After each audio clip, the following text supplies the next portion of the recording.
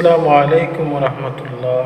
সম্মানিত প্রিয় বন্ধুগণ, আমাদের স্বরাষ্ট্রমন্ত্রী নাহিদ আসিফের কথার জবাব দিচ্ছেন যে নাহিদ আসিফ, হাসনাত আবদুল্লাহ এরা বলেছিল না যে এই সরকার ব্যর্থ সরকার।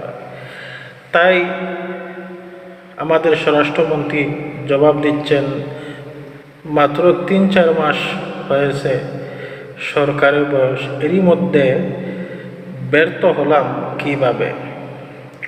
আমাদের স্বরাষ্ট্রমন্ত্রী জবাব দিচ্ছেন। কিন্তু আমি বলি, দেখেন, মহিলারা যে ভাত রান্না করে সব ভাতে টিপ দিয়ে দেখতে হয় না, একটাই যথেষ্ট। আজ ৩-৪ মাস ৫ মাস হয়ে গেছে, আপনারা কি করলেন?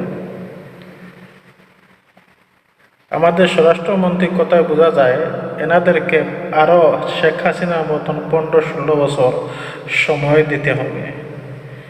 আসলে আমাদের পিনাকি দাদা নির্বাচনের আগে যেই কথাগুলো বলছিল ঠিক লাগছে।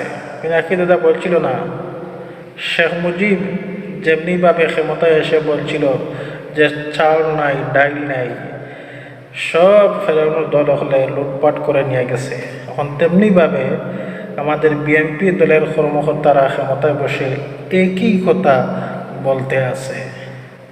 কিছুই নেই, একটু সময় দেওয়া লাগবে।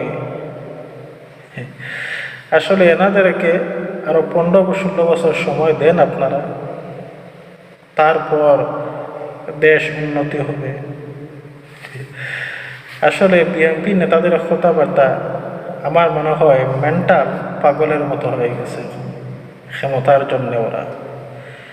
যাই হোক, আল্লাহ পাক রব্বুল আলামিন আমাদের এই দেশ, এই জাতিকে যেন হেফাজত রাখেন। আমিন। আসসালামু আলাইকুম।